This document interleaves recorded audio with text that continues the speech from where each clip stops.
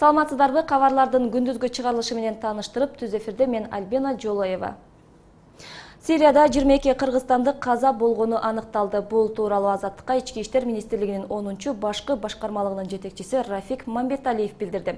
Анын айтымында Сириядагы согуштук аракеттерге 200дөн ашуун киши катышып жүрөт. Алардын 30-у аялдар. Ички иштер министринин өкүлү бул багытта иш күчөтүлүп, жерлерде алдын алуу иштери жүрүп жатканын да кошумчалады. Маалыматка караганда, согушка аттангандардын айрымдары радикал көз караш менен, кээ бирлери бирөөлөрдүн тузагына илинип барышкан. Ош жана Жалал Абад шаарларын калыбына келтирүү мамлекеттик дирекциясынын жооптуу адамдарына кылмыш иши козголду. Аларга сапатсыз үйдү пайдаланууга кабыл алып, казнага 57 миллион сом зыян келтирген деген айып тагылды. Ош милициясы кабарлашкандай, мам дирекция курулуштун сапатсыз экенине карабай, Ош шаарындагы Анар Кичи районундагы 5 кабаттуу 60 пәтерлүү үйдү пайдаланууга берүү актысына кол коюшкан. Долбоор тийиштүү деңгээлде аткарылбагандыктан имараттын сыртында жана ичинде терең жаракалар кеткен. Мындан мамлекетке келтирилген зыян азырынча 57 миллион сомго бааланууда деп айтылат маалыматта.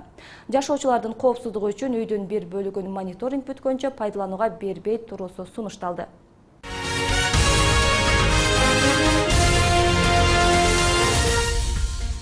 Өлкөнүн түштүк аймагында медициналык аппараттарды оңдоочу техниктер жетишсиз. Аймактагы 3 облусту болгону 3 адистейлейт.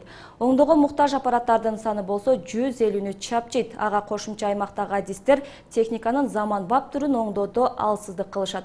Ошондуктан ооруканалар аппараттарды оңдоодон өткөрүү үчүн борбор каладагы адистерге кайрылышат. Бирок ага кеминде 2 ай талап кылып жатканын оорукана адистери айтып наразы. Анткени оңдоону талап кылган техниканын зарылчылыгынан адам өмүрүнө кооптуу учурлар жаралууда дешет ак халатчандар. Теманы кабарчыбыз Назгүл Ахунова улантат. Ош шаардык төрөт үйүндө учурда медициналык аппараттардын 6 иштебей бузук жатат. Анын бирөөсү төрөтканада тартыштык жараткан аристелердин жасалма дем алдыргыч аппараты. Мындан улам адам өмүрүнө кооптуу жагдай жаралышы ыктымал деп ак халатчандар коңгуроо кагышат. Анткени аталган аппараттан 12си керектелсе, андан 3 гана бар. Анын да бирөөсү бузук.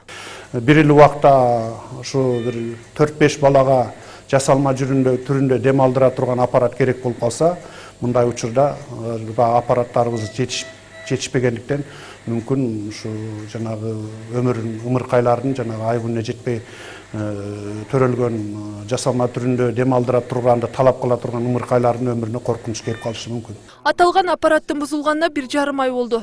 Ага кошон аристелердин кан тамырларына дары-дармек берүүчү жана кычкыл тегиштеп чыгуучу аппараттарда иштебей жатат. Булардын ушул күнгө чейин оңдоодон өткөрүлбөгөнүнүн себеби бирөө. Ал Оштогу аппарат түзөтүүчү адистердин жетишсиздиги.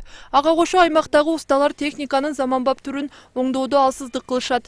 Мындан улам адисти борбор каладан чакырууга туура келет. Бирок ага кеминде 2 ай талап кылынат.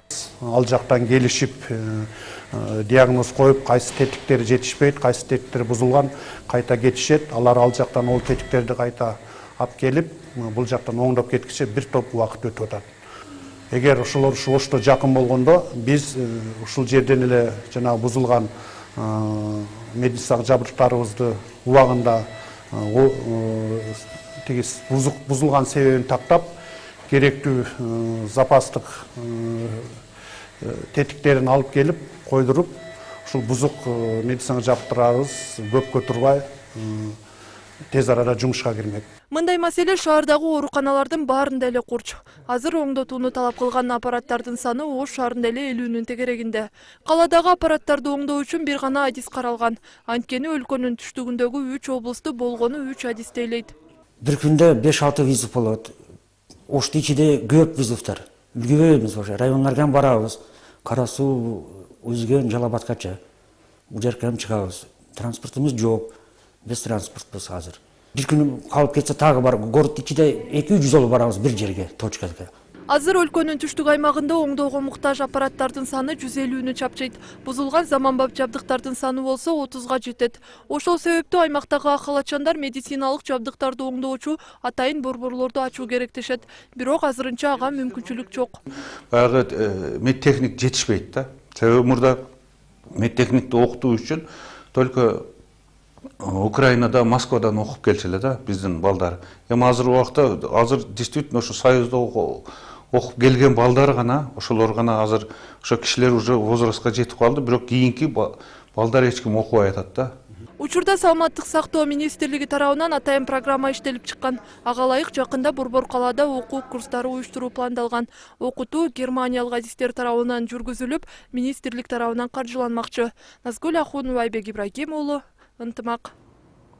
Орусияда жаңы система киргенден бери патент жасап берем деп мигранттарды алдагандар арбыды. Бул тууралуу Кыргызстандын ички иштер министрлигинин Орусиядагы расмий өкүлү Аскат Алиев маалымдады. 15 күндө жаңы патент жасап берем же кара тизмеден чыгарам деп акчаларын алып алдап кеткен ортомчу шылуундар тууралуу арыздар көбөйдү. Алар учурда Орусияда жаңы ишке кирген патент системасы жөнүндө көпчүлүк мигранттарда жетиштүү маалыматтар жоктугунан дагы пайдаланышууда, дейт полковник Алиев.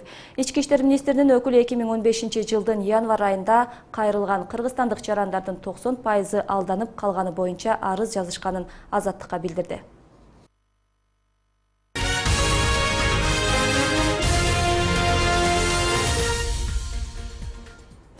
Ал арада Санкт-Петербург шаарында эмгек мигранттар үчүн сынак жөнөкөйлөштүрүлө баштады. Жооптуу адистер тест чет элдиктер үчүн татаал түзүлүп калганын айтууда. Сынактын алгачкы варианттары сынга кабылды. Анткени андагы суроолордун айрымдарына орусиялык студенттер да жооп бере алган жок, дейт Федералдык миграция кызматынын аймактагы башкармалыгынын жетекчиси Елена Дунаева. Тестирлөөнүн жаңы ыкмасы жазуу иши жана жекече баарлашуу менен өтүп жатат. Дунаеванын айтымында мигранттардын 80% орус тили жана тарыхы Россия Федерациясынын мыйзамдары боюнча сынакты ийгиликтүү тапшырышты. Эске салсак, ушул жылдын 1-январынан тарта Орусия аймагына кирген эмгек мигранттары патент алууга жана орус тили, тарыхы жана мыйзамдары боюнча сынактан өтүүгө милдеттендирилген. Кыргызстан башка өлкөгө 15 миллиард сомдун тегерегинде инвестиция салат. Бул тууралуу Лехпром ассоциациясынын башчысы Фархат Төлөгөнов билдирди. Ал өлкөдө ички инвесторлорго көңүл бурбай жатканын сынга алып, Төлөгөновдун айтымында ички резервтерге көңүл бурулуп, өз каржыны рационалдуу пайдалангандан кийин гана инвестиция жөнүндө сөз болуш керек. Ал мамлекеттик сатып алуулар тууралуу эрежелерди карап чыгууну сунуштап, аны ички рынокко багыттоону өкмөткө сунуштады. Мамлекеттик маанидеги имараттарда жогорку кеңеште өкмөт үйүндө түрк килемдерин салып олтурушат. А бул арада Кара-Балта килем ишканасы токтоп турат. Биз Ареми ишканасы заказ жок олтурсак, ток зымдарын сырттан сатып алып жатабыз. 2 жылдан бери контрафакттык продукциялар тууралуу маселелер көтөрүлүп, бирок бул жаатта эч нерсе жасала элек. Биз буларга чараларды күтөбүз, деди Лехпромдун башчысы.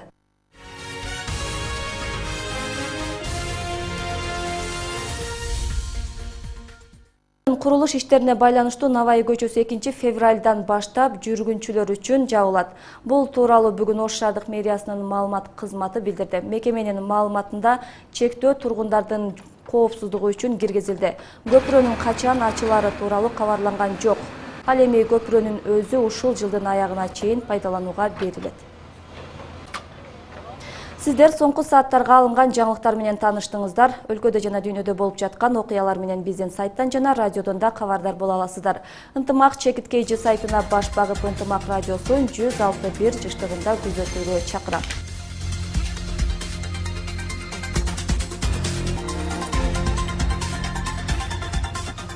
Ал эми мен сиздер менен коштошом. Иш күнүңүздөр көңүлдүү улансын.